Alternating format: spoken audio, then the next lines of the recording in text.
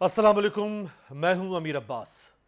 4 دن قبل یعنی 12 ستمبر کو امریکی ریاست یوٹا کی ایک عدالت نے الیکشن کے حوالے سے حکومت کی ایک مجوزہ اور متنازع آئینی ترمیم کو کالعدم قرار دیتے ہوئے پارلیمنٹیرینز کی سخت سرزنش کی۔ جج ڈیانا گبس نے اپنے فیصلے میں مذکور آئینی ترمیم کو گمراہ کن اور آئین کی خلاف ورزی قرار دیا۔ انہوں نے فیصلے میں لکھا کہ عوام کسی بھی مجوزہ آئینی ترمیم جو ان کے آئینی حقوق پر اثر انداز ہو سکتی ہو اس کے درست خلاصے کو جاننے کے حقدار ہیں۔ یہ تقاضے جمہوریت کی سالمیت اور بقا کے لیے بنیاد کی حیثیت رکھتے ہیں۔ یہ بات تسلیم شدہ ہے کہ عوام پارلیمنٹ کی کسی بھی مجوزہ قانون سازی کی تفصیلات کے بارے میں جاننے کا آئینی حق رکھتے ہیں۔ گزشتہ روز اسلام آباد میں اقتدار کے ایوانوں میں ایک عجیب ہی کھیل جاری تھا۔ شہباز حکومت اپنے اتحادیوں کے ساتھ مل کر بڑی خاموشی سے 26ویں آئینی ترمیم یعنی آئینی ترامیم پیکج پارلیمنٹ سے منظور کروانا چاہتی تھی۔ اس مقصد کے لیے درکار 2/3 اکثریت کے کھیل میں میجک نمبر مولانا فضل الرحمان کے پاس تھا۔ وزیر اعظم شہباز شریف، بلاول بھٹو اور دیگر حکومتی اراکین مولانا کی منتیں ترلے کر کے انہیں قائل کرنے کی کوشش کرتے رہے۔ اس دوران قومی اسمبلی، سینٹ اور وفاقی کابینہ کے اجلاس کا معاملہ رات گئے تک لٹکتا رہا، لیکن مولانا مجوزہ آئینی ترامیم پیکج کا مسودہ پڑھے بغیر اور اپوزیشن سے اتفاق رائے کے بغیر اس کی حمایت پر راضی نہ ہوئے۔ چنانچہ حکومتی وفود کی رات گئے آنیاں جانیاں رابطے اور جوڑ توڑ سب ناکام ہو گئے اور آئینی ترامیم غیر معینہ مدت کے لیے مؤخر کر دی گئی۔ دوسری جانب سپریم کورٹ بار کے سابق صدر حامد خان نے مجوزہ آئینی ترامیم کے خلاف 19 ستمبر سے وکلاء تحریک شروع کرنے کا اعلان کرتے ہوئے کہا ہے کہ وکلاء اس ترمیمی بل کو پیش ہونے سے پہلے ہی مسترد کرتے ہیں۔ ان کا مزید کہنا تھا کہ اگر فیڈرل کانسٹیٹیوشن کوڈ بنانا ہے تو پہلے ہم وکلاء کی لاشوں پر سے گزرنا پڑے گا۔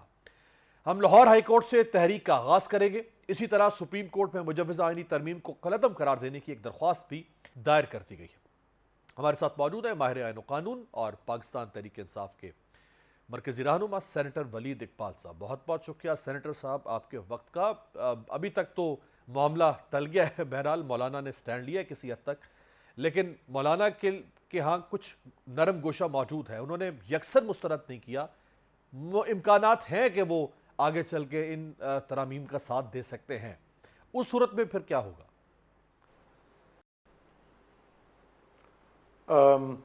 ابھی تو یہ کہنا قابل از وقت ہے کہ ان ترامیم کا وہ ساتھ دے سکتے ہیں یا نہیں۔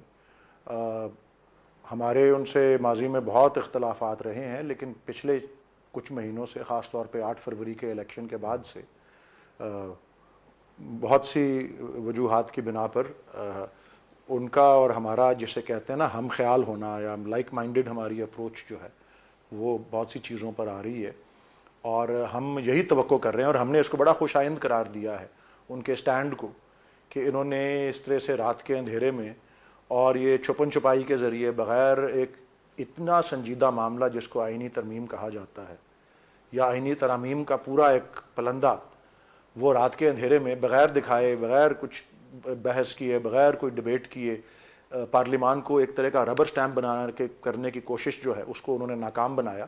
یہ بات قابل تحسین ہے۔ باقی جس طرح میں نے کہا قبل از وقت ہے کہ وہ مان گئے، انہوں نے بہت سی چیزوں پر تو اعتراض کیا اور ان کے اعتراضات دور بھی کیے جا رہے ہیں، لیکن میں اب پی ٹی آئی کا موقف آپ کو پیش کر سکتا ہوں۔ ظاہر ہے مولانا کے اپنے ترجمان جو ہیں وہ ان کی طرف سے یا ان کے بہاف پہ وضاحت کر سکیں گے۔ ہمارے لیے تو یہ بالکل واضح ہے، روز روشن کی طرح واضح ہے کہ اس ترمیمی بل یا ان ترامیم کے پیچھے کیا بدنیتی اور کیا جو ہے ایک طرح کی سوچ، غیر آئینی، غیر قانونی، غیر جمہوری سوچ جو ہے وہ شامل ہے اور پائی جاتی ہے۔ اور بے حد افسوس ہے، پی ایم ایل این سے تو چلے توقع ہی یہی تھی، کیونکہ ان کا تو ہمیشہ ایٹیچیوڈ اس طرح سے ہی رہا ہے کہ ہر ادارے کو جو ہے اپنے انتظامی جو کنٹرول ہے اس کے ماتحت جو ہے لانے کی کوشش کی جائے، اور اس کی یہ کوشش یہ ان کی تاریخ میں، ان کی سیاسی تاریخ میں پہلے بھی اس کی مثالیں، اور ایک بڑی مثال جو ہے وہ 1998 کی موجود ہے جب انہوں نے 14ویں ترمیم لانے کی کوشش کی تھی، اور میاں نواز شریف کے پاس اس وقت واقعی کم از کم ایگزیکٹلی قومی اسمبلی میں شاید اس کو 14ویں ترمیم نہیں تھی، 15ویں ترمیمی بل تھا، تو قومی اسمبلی میں ان کے پاس واقعی 2/3 اکثریت تھی اور سینٹ میں بھی آ جانی تھی، لیکن اس سے پہلے جنرل مشرف نے ان کا تختہ الٹ دیا، نہیں تو وہ امیر المومنین بننے کا پورا انہوں نے جو ہے وہ کیا ہوا تھی, کارروائی شروع کر دی تھی, اور ایک راکٹ کی طرح وہ جو تھا نا بل, وہ قومی اسمبلی سے پاس بھی ہو گیا تھا, لیکن میں نے کہا نا سینٹ میں وہ نمبرز نہیں تھے اس وقت ان کے پاس. تو یہ تو ان کی ہسٹری میں موجود ہے. لیکن مجھے تعجب ہے کہ جن جماعتوں نے جمہوریت کے لیے اسٹرگل کیا اتنا, اور آمریت کے خلاف, جس میں سر فہرست پیپلز پارٹی ہے اور اس کے ساتھ ساتھ ANP بھی ہیں, اور ویسے مولانا بھی اسی MRD کا حصہ تھے جو کہ جنرل ضیاء الحق کی ڈکٹیٹرشپ کے خلاف تھی. انہوں نے جو جمہوریت کے لیے اتنی اسٹرگل کی ہے, وہ اتنے غیر جمہوری اور اتنے غیر آئینی قسم کے اقدامات جو ہیں ان کا کیوں ساتھ دے رہی ہیں؟ میں پیپلز پارٹی اور ANP خاص طور پہ ان سے بہت مایوس, بیرسٹر صاحب پاکستان کی تاریخ جانتے ہوئے. یہ کتنا ڈینجرس ہو سکتا ہے؟ بٹ مجھے جی ذرا تھوڑا سا سوری, میں آپ کو ایک دو جملے اور بول لوں. تو آپ نے کہا نا کہ یہ اگر وہ مولانا کو منا لیا اور ترامیم کسی نہ کسی روپ میں وہ منظور ہو گئیں, تو ہم ہر فورم پہ, آپ نے پوچھا تھا ہم کیا کریں گے, میں نے ویسے تو کہا کہ قبل از وقت ہے کہ ہو سکتا ہے وہ کرے ہی نہ, لیکن مولانا کرے ہی نہ سپورٹ ان کو, اور وہ نمبر نہ آئے, اللہ کرے ایسا ہی ہو. اور مولانا کو احساس بھی ہے, میں سمجھتا ہوں, کہ کس تاریخ کے نازک موڑ پہ وہ کھڑے ہیں. لیکن ہم اس کا ہر فورم پر عدالت کے ذریعے, وکلاء برادری کے ذریعے اور سیاسی جدوجہد کے ذریعے اس کی مخالفت کریں گے, اور اس کی آپ نے اندیے سن بھی. میں بلکہ اس طرف آنا بھی چاہوں گا, جو آج بلوچستان بار کاؤنسل نے تو انتہائی سخت زبان استعمال کر دی ہے چیف جسٹس کے بارے میں, میں اس طرف بھی آتا ہوں. یہ فرمائے گا کہ بہت ساری ترامیم سب پہ بات ہو نہیں سکتی, وقت نہیں ہے. ایک جو ترمیم جو آ رہی ہے سامنے کہ چیف جسٹس 5 نام ہوں گے, ان میں سے کسی ایک کا انتخاب حکومت یا کمیٹی کرے گی, تو اس کا مطلب یہ ہے کہ وہ جو 5 لوگ سینیورٹی میں 1 2 3 4 5 ہیں, ان کو معلوم ہوگا کہ ہم میں سے کوئی بھی چیری پکنگ میں سامنے آ سکتا ہے, تو وہ 5 لوگ تو حکومت کے خلاف فیصلے ہی نہیں کریں گے, وہ تو حکومت کی خوشنودی کے لیے فیصلے کریں گے, تو انڈرمائن ہوگی انڈیپینڈنس.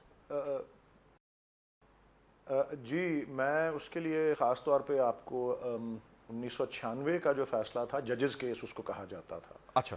اور اس کا ویسے جو عنوان تھا وہ تھا Al-Jihad trust versus the federation of Pakistan, اور وہ ججوں کے تقرری کے حوالے سے, آئین جو اس وقت جس شکل اور جس روپ میں تھا, اور یہ میں 90 کی دہائی کی بات کر رہا ہوں, اس میں ججز کی تقرری کے حوالے سے ہی جو ہے جو پروسیس تھا اس کو چیلنج کیا گیا تھا, بیکاز اس کے اندر جو حکومت تھی وہ اس ہر طریقے سے اس کے اوپر حاوی جو تھی وہ ہوتی تھی.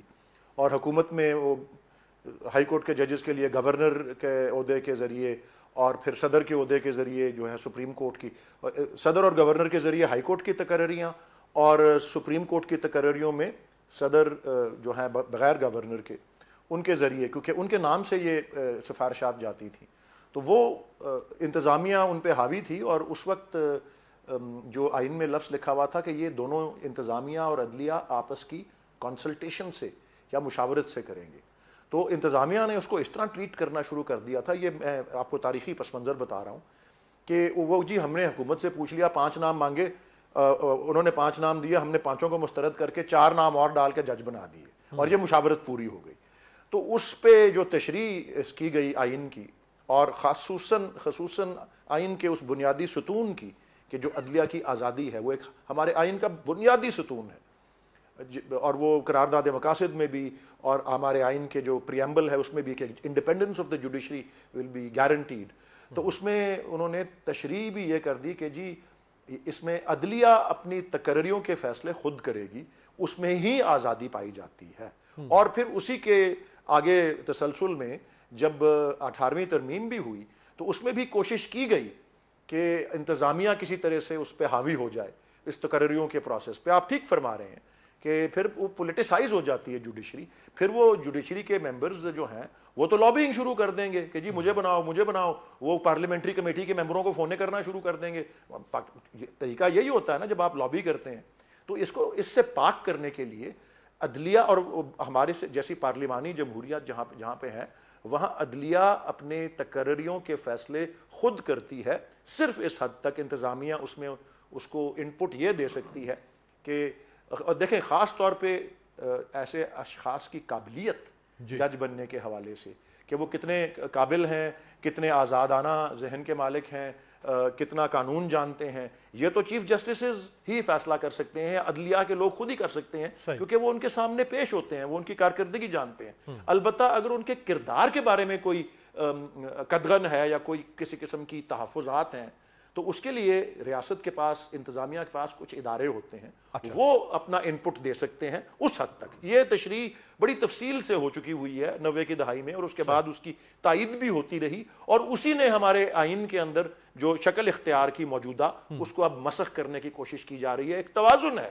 کہ عدلیہ کے تقرریوں کے فیصلے میں عدلیہ ہی حاوی ہے, اور یہی عدلیہ کی آزادی کی ایک اہم ایک عنصر ہے, اور اس کو مسخ کرنے کی جو ہے وہ کوشش کی جائے. اچھا, یہ فرمائے گا, آپ نے جو مثال دی, جو فیڈرل کانسٹیٹیوشن کورٹ, وفاقی آئینی عدالت کا جو تصور سامنے آ رہا ہے, کیا اس سے مراد یہ ہے, میں ایک لے مین انڈرسٹینڈنگ میں فرمائیے گا, کہ کیا 2 سپریم کورٹ بن جائیں گی, ایک سپریم کورٹ جو موجود ہے اور ایک اور سپریم کورٹ, اور یہ جو وفاقی آئینی عدالت ہے, کیا اس کی ایپلیٹ کورٹ یہ سپریم کورٹ ہوگی, یا اس کی اپیل بھی کہیں نہیں کی جا سکے گی؟ میں نے تو مسودہ پڑھا نہیں جی, کسی کو دکھایا ہی نہیں انہوں نے جی. وہ اپنے کیبنٹ کے ممبرز کہتے ہیں ہم نے نہیں پڑھا, حلیف جماعتیں کہتی ہیں, فاروق ستار, اگر انہوں نے نہیں پڑھا تو میں کیا تبصرہ کر سکتا ہوں جب تک میں وہ مسودہ نہ پڑھوں. لیکن جیسے چلیں آپ جو اس طرح سے ڈسکرائب کر رہے ہیں, بالکل جی, میں آپ کو اس کی ہمارے نزدیک, پی ٹی آئی کے نزدیک بطور ترجمان کے, میں آپ کو یہ ضرور اپنی موقف واضح کر دیتا ہوں کہ یہ پوری ایکسرسائز, یہ اس کو جو مرضی یہ بہانہ دے دیں کہ جی وہ میثاق جمہوریت میں یہ ہوا تھا, وہ ہوا تھا, ویسے ایک ہر ملک میں ایک آخری کورٹ آف اپیل ہوتا ہے, اور وہی ایک سپریم کورٹ ہوتا ہے, لاسٹ کورٹ آف اپیل. تو کانسٹیٹیوشنل کورٹ اگر ہو بھی تو ایک اس کے اوپر سپریم کورٹ ضرور ہوتا ہے, جہاں جہاں کی میں سسٹمز کو جانتا ہوں, اور پھر ایک ہی شخص ہوتا ہے جو کہ اس ملک کا چیف جسٹس کہلاتا ہے, اور وہ اس عدالت کا چیف جسٹس ہوتا ہے, تو ساری عدالتوں سے اوپر جو ہے فوقیت رکھتی ہے. اور یہ جو ایکسرسائز کی جا رہی ہے, اور میں یہ بھی, مجھے دیکھیں, آپ نے کہا کیسا ڈرامہ ہوا کل, دنیا دیکھ رہی ہے پاکستان کس طرح سے, پاکستان کے جمہوری ادارے کس طرح سے مذاق بنا رہے ہیں اپنا دنیا بھر کے اندر. اور میں سمجھتا ہوں, اور ہماری پارٹی بھی یہ سمجھتی ہے کہ یہ کانسٹیٹیوشنل کورٹ کی پوری ایکسرسائز ایک فرد واحد کے لیے ہے, اور وہ ہے موجودہ chief justice of Pakistan justice قاضی فیاض عیسیٰ. اور یہ کیونکہ اس کا سارا اینگل جو ہے وہ یہ ہے کہ جی اس کے ججوں کی عمر جو ہے ریٹائر ہونے کی وہ 68 سال ہوگی, وہ آئینی معاملات سارے وہاں چلے جائیں گے, اور سپریم کورٹ کا ایک ریٹائرڈ جج اس کا جج لگایا جا سکتا ہے. اور پھر اس میں مزید بھی بہت سی چیزیں ہیں, پوسٹنگز کی, ٹرانسفرز کی, وہ تو کوشش یہ کر رہی ہے انتظامیہ کہ وہ ڈی سی ڈی پی او کی طرح کمشنر کے لیول پہ لے آئیں, ڈی سی اور ڈی پی او کی طرح, یا پولیس والوں یہی ان کی طرح ٹرانسفر ہیں ججز کی. تو یہ تو عدلیہ کی آزادی نہیں. اور بائی دا وے یہ بھی میں آپ کو, تو میں نے بتایا نا کہ اس کی ایکسرسائز یہی ہے کہ 65 سال کی عمر کرنے پر اچیو حاصل وہ جسٹس قاضی فیاض عیسیٰ اس کانسٹیٹیوشنل کورٹ کے سربراہ لگ جائیں. یہ سارے معاملے کہ جی 8 فروری کا الیکشن سارا جعلی تھا, اس کو التوا میں رکھا ہوا ہے, وہ بھی ادھر جائے گا.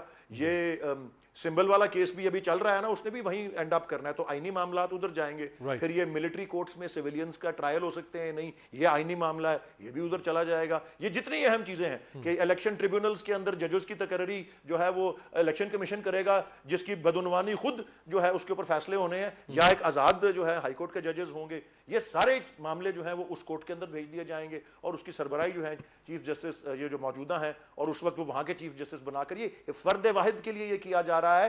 اور نہ صرف یہ, بلکہ اس کا پورا, اس کو پی ٹی آئی کو ایک شخص کو عہدے پہ رکھنے کے لیے, اور ایک پارٹی کو باہر رکھنے کے لیے, اور اپنی اس جو کھلی واردات کے ذریعے جو اقتدار میں آئے ہیں اس کو تحفظ دینے کے لیے یہ ساری ایکسرسائز کی جا رہی ہے. اور پاکستان کے آئین کو مسخ کیا جا رہا ہے, انگریزی میں کہتے ہیں ایمیسکیولیٹ, جسے وہ کیا جا رہا ہے. رائٹ, بہت بہت شکریہ سینیٹر ولید اقبال صاحب, پاکستان تحریک انصاف کے رہنما ہمارے ساتھ تھے. ایک بریک پر جاتے ہیں, بریک سے واپسی پہ سابق گورنر سندھ محمد زبیر ہمارے ساتھ ہوں گے.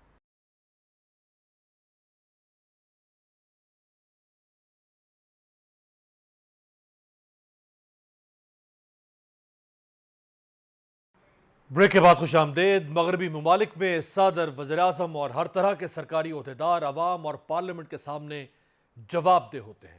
وہاں جمہوریت میں ٹرانسپیرنسی کی آپ حالیہ مثال دیکھیں کہ حال ہی میں منتخب ہونے والے برطانوی وزیر اعظم سر کیئر سٹارمر کے خلاف معمولی سی بات پر تحقیقات کا آغاز ہو گیا ہے. اور ان پر الزام یہ ہے کہ ان کی اہلیہ کو تحفے میں کچھ کپڑے ملے جنہیں وہ ڈکلیئر نہ کر سکے۔ اب ذرا تصور کریں کہ برطانیہ کا سربراہ مملکت ایک چھوٹی سی بات بھی اپنے عوام اور پارلیمان سے چھپا نہیں سکتا۔ دوسری طرف کل تک پاکستان میں مسلم لیگ نون اور پیپلز پارٹی کی اتحادی حکومت آئین پاکستان میں ترامیم کا پورا پیکج خفیہ طور پر منظور کروانے کے لیے سر توڑ کوششیں کرتی نظر آ رہی تھی۔ ہفتے اور اتوار کی شب رات 12 بجے تک حکومت ان مجوزہ آئینی ترامیم کی تفصیلات اپنے اتحادیوں، اپوزیشن اور میڈیا سے چھپاتی رہی، لیکن اس کے باوجود حکومت اپنے مقصد کو حاصل کرنے میں ناکام رہی اور اپوزیشن کی حکمت عملی فی الحال کامیاب نظر آ رہی ہے۔ ذرائع کے مطابق میاں نواز شریف مذکورہ آئینی ترمیم پر شہباز شریف کی حکمت عملی سے نالاں ہیں۔ گزشتہ روز نواز شریف اسلام آباد پہنچے، لیکن انہوں نے نہ تو صدر آصف علی زرداری سے ملاقات کی، نہ ہی مولانا فضل الرحمان سے ملے۔ لیکن حیرت انگیز بات یہ ہے کہ میاں نواز شریف نے ان آئینی ترامیم پر کوئی لب کشائی تک کرنا گوارا نہیں کی۔ دوسری طرف پاکستان میں جمہوریت کی سب سے بڑی علمبردار پاکستان پیپلز پارٹی بھی آئینی ترامیم کے معاملے پر حکومت کے ساتھ کھڑی ہے۔ یہاں سوال یہ ہے کہ مذکورہ آئینی ترامیم کیا نون لیگ اور پیپلز پارٹی کی خواہش ہے، ضرورت ہے، یا پھر اس کے پیچھے کوئی اور ہے؟ کیا وجہ رہی کہ حکومت آئینی پیکج کی تفصیلات چھپاتی رہی؟ کیا شہباز شریف کی حکومت کی اس کوشش نے ملک کو ایک نئے بحران میں دھکیل دیا؟ کیا مولانا فضل الرحمان ان آئینی ترامیم میں پس و پیش کے بعد بھی حکومت کی حمایت کر سکتے ہیں؟ حکومت کی اس مہم جوئی کی ناکامی کے بعد کیا حکومت مخصوص نشستوں کے حوالے سے کوئی نئی چال چل سکتی ہے؟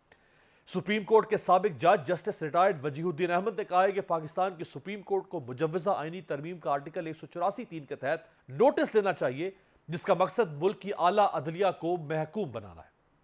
ہمارے ساتھ موجود ہیں سابق گورنر سندھ، سابق وفاقی وزیر، سینئر سیاستدان محمد زبیر صاحب۔ بہت بہت شکریہ زبیر صاحب۔ زبیر صاحب، کوئی سب آرڈینیٹ لیجسلیشن نہیں ہے، کوئی معمولی ایکٹ نہیں ہے، آپ کانسٹیٹیوشن آف اسٹیٹ کو امینڈ کرنے جا رہے ہیں اور بہت تشویشناک امینڈمنٹس لا رہے ہیں اور ایک بہت بڑا پیکج لے کر آ رہے ہیں، بہت سارے آرٹیکلز کو آپ چھیڑنے جا رہے ہیں اور آپ چھپا چھپا کے انڈر دی ٹیبل کر رہے ہیں۔ کیوں؟ اگر یہ اتنا ہی بینیفیشل ہے پاکستان کو، اس کی قوم کے لیے، تو آپ کو تو اس کو فلوٹ کرنا چاہیے تھا پبلک میں، انٹیلیجنسیا میں اور اسمبلی کے فلور پر۔ امیر، پہلے تو میں سٹارٹ کروں گا کہ آئی تھنک اس اسمبلی کو تو ایکٹ بھی پاس کرنے کا میرا خیال ہے رائٹ نہیں ہے، because it is not the representative body of the people of Pakistan. So پہلی تو بات یہ ہے کہ کیا ان کے پاس مینڈیٹ بھی ہے اتنے بڑا آئینی پیکج، کیا ایون ایک ایکٹ پاس کرنے کا اس کے پاس نہیں ہے۔ اور دوسری اہم بات یہ ہے کیونکہ ایک تو وہ جو الیکشنز ہوئے تھے 2024 کے، وہ ابھی تک ایک اوپن کویسچن ہے اور اس کا ایک فیصلہ ہونا ہے کہ جی وہ صحیح ہوئے تھے، غلط ہوئے تھے۔ دوسرا جو پوائنٹ ہے وہ بہت امپورٹنٹ ہے کہ ابھی یہ اسمبلی کمپلیٹ نہیں ہے۔ اگر آپ وہ سپریم کورٹ کا فیصلہ دیکھیں جو ریزرو سیٹس کے حوالے سے وومن اینڈ مائنورٹیز کی، جی، ابھی تک وہ کمپلیٹ ہی نہیں ہوئی ہیں۔ مطلب جو پی ٹی آئی کو ملنی تھی، جو سپریم کورٹ کے بقول پی ٹی آئی کو ملنی تھی، وہ ابھی آئے ہی نہیں ہے۔ So it is not even complete national assembly of Pakistan. Senate جو ہے وہ بھی کمپلیٹ نہیں ہے کیونکہ کے پی میں سینٹ کے الیکشنز ہی نہیں ابھی تک ایگزیکٹلی۔ سو ایک incomplete assembly is a very very serious issue and I think this needs to be pointed out کہ بھائی یہ تو پہلے تو اسمبلی ریپرزینٹیٹیو نہیں ہے، اوپر سے یہ کمپلیٹ بھی نہیں ہوئی ہے 2024 کے الیکشن کے بعد، اور سینٹ کے مارچ کے الیکشن کے بعد 6 مہینے گزر چکے ہیں، الیکشنز ہوئے ہوئے 7 مہینے ہو گئے، باوجود اس کے کہ ہم ایک چلا جا رہے ہیں اور وہ جو ایک اتنا اہم فیصلہ تھا سپریم کورٹ کا اس کو امپلیمنٹ نہیں کر رہے ہیں، اور وہاں سینٹ کے کے پی کے الیکشنز نہیں ہوئے۔ اس سے آپ خود سوچیں کہ تعداد میں اور ریشو میں فرق پڑ جاتا۔ جو بیسکلی اب آپ کا جو سوال ہے کہ جی کیا یہ چھپانے کی کیا ضرورت تھی، اس میں ایک تو انکمپٹنس ہے، سب سے بڑی انکمپٹنس ہے، کیونکہ یہی چیز، یہی پیکج اگر ایک اعلان کر کے آپ جیسے کہہ رہے ہیں کہ جی آپ پچھلے ایک ہفتہ پہلے 10 دن پہلے اعظم طاہر صاحب اسمبلی میں آتے اور اس کو آ کے اس کے خد و خال براڈ پیرامیٹرز، اور جو چھپانے والی چیز تھی اس کو چھپا بھی لیتے بٹ براڈ پیرامیٹرز بتا دیتے، تو کم سے کم ایک ڈیبیٹ شروع ہو جاتی اور پھر مسودہ آتا۔ اب سب سے جو میرا خیال ہے جو پاکستان کے عوام نے کل جو پورا دن دیکھا ہے صبح سے لے کے رات 2 بجے تک، وہ ایک مذہقہ خیز چیز تھی۔ جو تھوڑا بہت ایک امیج اچھا رہ گیا تھا ایک پولیٹیکل کلاس کا، میرا خیال ہے وہ بھی شٹر ہو گیا کہ ہو کیا رہے۔ اب جس کی 5 سیٹیں ہیں مولانا صاحب، میں ان کو کوئی کرٹیسائز نہیں کر رہا اس حوالے سے، جن کی 5 سیٹیں وہ محور ہیں، 342 میں سے 5 سیٹوں والے جو ہیں وہ محور ہیں، اور they are calling the shots, اور وہ بھی ایک لحاظ سے جسٹیفائڈ ہے کہ بھائی آپ نے اگر ہمارا ووٹ لینا ہے تو آپ ہمیں بتائیں تو صحیح نا، اور ہمیں پھر اسٹڈی کرنے کے لیے ٹائم دیں. آپ نے پتہ نہیں 56 کوئی ترامیم کی ہیں، تو وہ 56 ترامیم کو پڑھ کے ڈسکس کر کے ڈیبیٹ کر کے، یہ بالکل فنڈامنٹل امیر، یہ آئین کو بدلا جا رہا ہے، ایگزیکٹلی آئین کے فنڈامنٹلز کو بدلا جا رہا ہے، تو اس کو ڈیبیٹ تو ہونے دیں کم سے کم. صرف آپ آئین تو چلیں، آئین تو دیکھیں نا، وہ تو آپ گائیڈنگ پرنسپل ہے کسی بھی ملک کے لیے. آئین کے اندر پھر جو ایک آپ کا آرگن آف سٹیٹ ہے جوڈیشری، جس کی انڈیپینڈنس ہے، اس کے اندر چھیڑ چھاڑ کی جا رہی ہے. دیکھیں نا امیر، فنڈامنٹل جو ڈیموکریسی کا جو، اور یہ میں ایک ویسے یاد دلا دوں کہ میں اسلام آباد میں کل ایک فورم میں تھا، کیونکہ کل ورلڈ ڈیموکریسی ڈے تھا، کل یعنی کہ 15 ستمبر کو ورلڈ ڈیموکریسی ڈے تھا، اور وہ سیمینار ہو رہا تھا جس میں وہاں اٹینڈ کر رہا تھا. تو میں نے سٹارٹ یہ سے کیا تھا کہ ہمارے ہاں جو جمہوریت ہے، اگر کسی نے دیکھنا ہے وہ آج دیکھ لے، ٹیلی ویژن کھول کے دیکھ لے، اس میں کیسے جنازہ اٹھ رہا ہے جمہوریت کا. کم از کم تو کم ایک از تو کم اس ڈیموکریسی کا ڈے کو تو گزرنے دیتے ہیں، اس کا انتخاب تو نہ ہاں، کرتے. میں کم سے کم ورلڈ ڈیموکریسی ڈے کو، سو اس کا مطلب ہے کہ گورنمنٹ از سو اگنورنٹ کہ دس از ورلڈ ڈیموکریسی ڈے، اور اس میں 4 کیٹیگریز ہوتی ہیں امیر. ویسے میں بتا دوں، جو وہ یہ جو فورم ہے، جو دنیا کا ورلڈ اکنامک فورم، اس کے حساب سے ریٹ کیا جاتا ہے کہ جمہوریت کسی ملک میں کیا ہے، اس میں ہم سب سے نیچے ہیں. سو میرا خیال ہے کچھ حکومت کے لوگوں نے سوچا ہوگا اس سے نیچے تو جا ہی نہیں سکتے، اور بالکل انڈیفرنٹ ہو کے. اب جہاں تک جوڈیشری کا معاملہ ہے، دیکھیں ایک جمہوریت کا جو ایک بہت ہی بنیادی چیز ہوتی ہے کہ پلرز ہوتے ہیں جن کا اپنا اپنا ہوتا ہے، چیکس اینڈ بیلنسز ہوتے ہیں. اس وجہ سے independence of judiciary is fundamental to the functioning of any democratic order.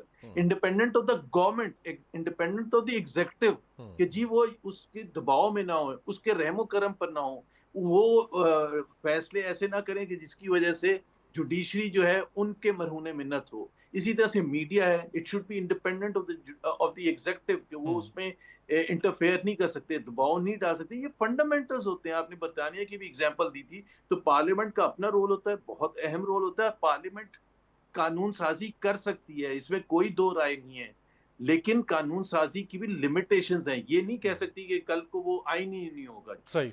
اور جو یہ ون پارٹی سسٹم آج سے ہم لگا رہے ہیں، پارلیمنٹ پاس کر دے، تو کیا وہ آئین بن جائے گا؟ نہیں بنے گا. سو ایک چیز ہے، آپ ڈائریکٹلی وار کر رہے ہیں. اچھا، پھر ٹائمنگ آف اٹ، کہ اس میں شک مجھے تو سب سے زیادہ یہ ہوتا ہے کہ اس وقت کیوں ہو رہے ہیں، یہ 2 مہینے کے بعد کیوں نہیں ہو رہے. یہی پیکج. اور صرف یہ نہیں کہ آج کیوں ہو رہا ہے، 25 اکتوبر سے پہلے کیوں کرنا ہے، اس کو آج ہی کے آج اور آج رات میں ہی کیوں کرنا ہے. بھائی ہفتہ لگ سکتا ہے، 10 دن لگ سکتا ہے، سو واٹ. اچھا، یہ تو میں جو نااہلی کی بات کر رہا تھا نا، وہ یہی کر رہا تھا کہ بھائی آپ 25 اکتوبر سے پہلے، آپ 10 دن پہلے بھی کر سکتے ہیں. ابھی آپ کے پاس 1 مہینے سے زیادہ ہے، تو اگر آپ پہلے ڈیبیٹ کے لیے، اب کل صبح، مطلب نااہلی یہ ہے کہ کل صبح 9 بجے کابینہ کی میٹنگ ہونی تھی، 11 بجے اس کے بعد پارلیمنٹ کی نیشنل اسمبلی کال تھا.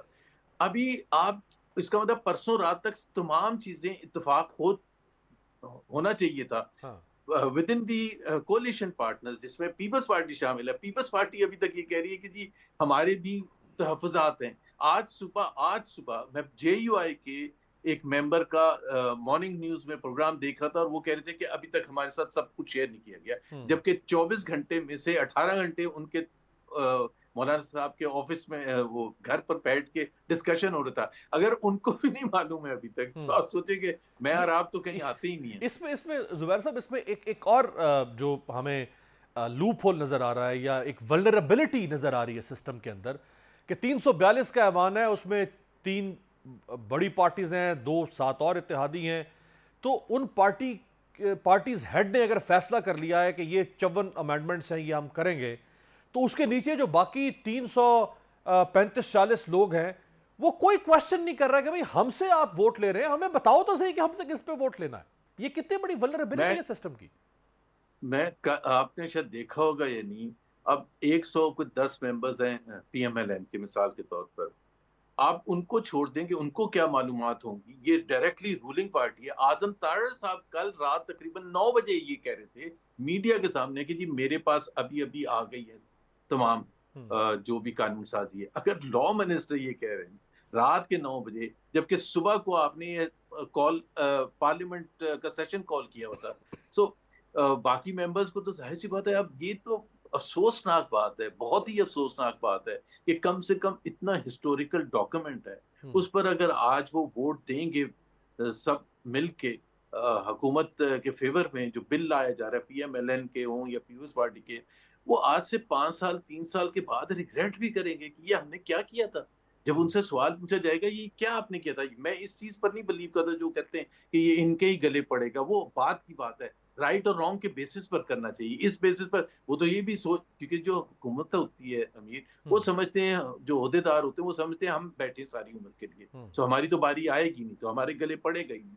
سو اس وجہ سے but that is never my issue. My issue is چلو نہیں پڑے گا، بٹ آج جو ہے رائٹ اور رانگ کے بیسس پر اگر آپ آواز اتنی تو اٹھائیں گے پارلیمنٹری پارٹی میٹنگ کے اندر کہ جی اس میں ہمیں تحفظات ہیں، ہمیں ڈیبیٹ کرنے کا موقع دیا جائے، ہمیں اسٹڈی کرنے کا موقع دیا جائے، پھر پارلیمنٹری کمیٹی کی میٹنگ بلائے اور اس میں ہمارے تحفظات یا ہماری سپورٹ جو ہے اس میں ہم وی ول obviously provide that input. اور ہمیں اس کا ٹائمنگ کے حوالے سے ضرور بتایا جائے کہ جو لوگوں کو شکوک و شبہات ہیں وہ اس وجہ سے ٹائمنگ کے حوالے سے ہیں کہ اکتوبر میں تعیناتی ہونی ہے اور وہ تعیناتی جو ہے اس کو زبیر صاحب آخر میں فرمائے گا کہ جو ایم این ایز ہیں، سینیٹرز ہیں، سوریٹس ہیں، ان کو نہیں کہنا چاہیے اپنے لیڈرشپ کو کہ بھائی ہم مانا کہ آپ لوگوں نے ہمیں ٹکٹ دیا ہے، مانا کہ ہم آپ کی پارٹی سے جیت کے، لیکن ہم کو بھیڑ بکریاں تو نہیں ہے نا کہ ہم سر نیچے کر کے اور آپ جدھر ہانک کے لے کے جا رہے ہیں ہمیں ہم چلتے چلے جائیں. یعنی اگر باجوہ صاحب کی ایکسٹینشن منظور کروانی تھی تو اسی نون لیگ نے، پیپلز پارٹی نے، پی ٹی آئی نے منظور کروا دی. ایک آپ نے پارلیمنٹ کے ذریعے سے کہا کہ آپ لے سکتے ہیں، آپ کا رائٹ ہے. آج آپ پھر لے کر آ رہے ہیں اور آپ کہہ رہے ہیں ہم آپ کے یس باس کریں اور ہم نو باس نہیں کر سکتے. ایٹ لیسٹ یہ بھی کچھ تو پسلی اپنی دکھائے نا. لیکن آپ نے دیکھا تھا، آپ نے باجوہ صاحب کے ایکسٹینشن کا ذکر کیا اور پارلیمنٹ نے پاس کیا تو اس کے بارے میں بعد میں تحفظات سب نے ایکسپریس کیے تھے. Maryam Nawaz went to the extent کہ میں اس گناہ میں شامل نہیں تھی، میں اس گناہ میں شامل نہیں تھی. تو آپ خود سوچیں. اور پھر باقی اور بھی بہت سے senior P M L N کے لیڈرز تھے کہ جی وہ ہماری تحفظات تھے، ہم اس کا ساتھ نہیں دینا چاہتے تھے. لیکن آج جو مسئلہ ہے نا امیر، سب سے بڑا مسئلہ یہ ہے کہ کوئی بولنے کے قابل اس لیے نہیں ہے کہ ان کو کہیں گے بھائی آپ کا فارم 47 ابھی ہم واپس لے لیتے ہیں. تو آپ ہیں کیا؟ آپ کے پاس ہے کیا؟ آپ کس بیسس پر آنکھیں دکھا رہے ہیں؟ سو دیٹ از وائی اگر آپ کے پاس آپ الیکٹ ہو کے صحیح طریقے سے نہ آئے ہوں، جو صرف 20-25 لوگ الیکٹ ہو کے صحیح طریقے سے آئے، پی ایم ایل این کی بات کروں میں، پیپلز پارٹی کے جینوئنلی انٹیریئر سندھ سے الیکٹ ہو کے ہیں. کراچی میں تو وہاں پہ بھی بڑے مسائل ہیں نا سر، آپ کو پتا ہے کراچی نہیں، میں میں انٹیریئر سندھ کی بات کر رہا ہوں. کراچی میں بالکل مسائل نہیں، بالکل کراچی میں تو بالکل ہی 2 نمبری ہوئی ہے. افسوس کی بات ہے کہ ایون پی ٹی آئی جو ہے اس طرح سے آواز نہیں اٹھا رہی کراچی کے حوالے سے جس طرح سے وہ پنجاب یا دوسرے علاقوں کے حوالے سے آواز اٹھا رہی. ایگزیکٹلی. بہت بہت شکریہ. سابق گورنر سندھ سینئر سیاستدان محمد زبیر صاحب ہمارے ساتھ تھے. ایک بریک پر جاتے ہیں. بریک سے واپسی پہ بھارت سے ایک بہت اہم سٹوری آپ سے شیئر کریں گے. ہمارے ساتھ رہیے.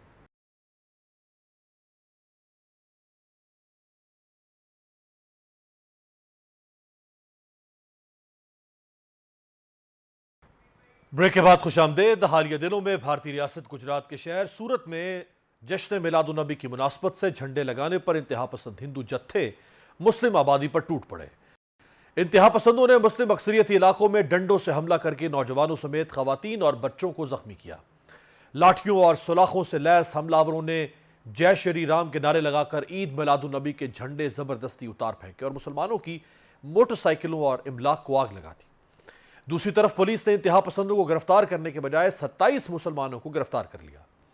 جرمن نشریاتی ادارے کی ایک خصوصی ڈاکیومنٹری کے مطابق بر صغیر کی تقسیم کے فوری بعد سے ہی ہندوستان میں مسلمان انتہا پسند ہندوؤں کے عتاب کا نشانہ بنتے آ رہے ہیں اور انتہا پسندوں نے کبھی بھی مسلمانوں کو بھارت کا شہری تسلیم نہیں کیا.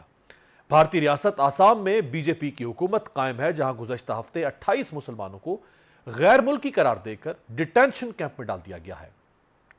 فارنرز ٹریبونل کی جانب سے 28 مسلمانوں کو غیر ملکی قرار دیے جانے کے بعد گرفتار کر کے ٹرانزٹ کیمپس میں بھیج دیا گیا ہے. حالانکہ ان افراد کے تمام رشتہ دار بھارتی شہری ہیں. حقیقت یہ ہے کہ جن لوگوں کو پکڑ کر ڈیٹینشن کیمپ میں ڈال دیا گیا وہ بہت غریب ہیں، ناخواندہ ہیں، اور انہیں تو یہ بھی نہیں معلوم کہ کس جرم میں گرفتار کیا گیا ہے۔ یہی وجہ ہے کہ انسانی حقوق کی تنظیموں نے اس کی سخت مذمت کی ہے اور اسے مسلمانوں کے ساتھ تفریقی سلوک اور غیر انسانی رویہ قرار دیا ہے۔ یاد رہے کہ اس سے قبل ریاست آسام نے رواں سال فروری میں مسلم شادیوں اور طلاق کا رجسٹریشن ایکٹ 1935 منسوخ کر دیا تھا۔ بھارتی سیاست میں نریندر مودی کے ابھرنے کے بعد مسلمانوں کے خلاف نفرت اور تشدد میں بے پناہ اضافہ ہوا ہے۔ مسلمانوں کی نسل کشی اور ان کے استحصال کے معاملے میں نریندر مودی اور اسرائیلی وزیر اعظم نیتن یاہو تقریباً ایک جیسی سوچ کے حامل ہیں۔ امریکہ میں قائم ایک ریسرچ گروپ کے نئے اعداد و شمار کے مطابق سن 2023 میں مسلمانوں کو نشانہ بنانے والے 668 نفرت انگیز واقعات رپورٹ ہوئے، جبکہ اگلے 6 ماہ میں 413 واقعات سامنے آئے۔ ریسرچ گروپ نے انکشاف کیا ہے کہ انڈیا میں نفرت انگیز تقاریر کے 668 واقعات میں سے 75% ان ریاستوں میں پیش آئے جہاں بی جے پی کی حکومتیں قائم ہیں۔ اسی نفرت انگیز زہر سے تنگ آ کر مشہور بھارتی اداکار نصیر الدین شاہ نے بی جے پی حکومت پر کڑی تنقید کرتے ہوئے کہا تھا کہ بھارت میں مسلمانوں کو برا اور غلط سمجھنا فیشن بن چکا ہے۔ اسلام سے نفرت انتہا کی حد تک پہنچ چکی ہے اور نریندر مودی کی حکومت مذہب کارڈ کے استعمال کے پروپیگنڈا میں کامیاب ہو گئی ہے۔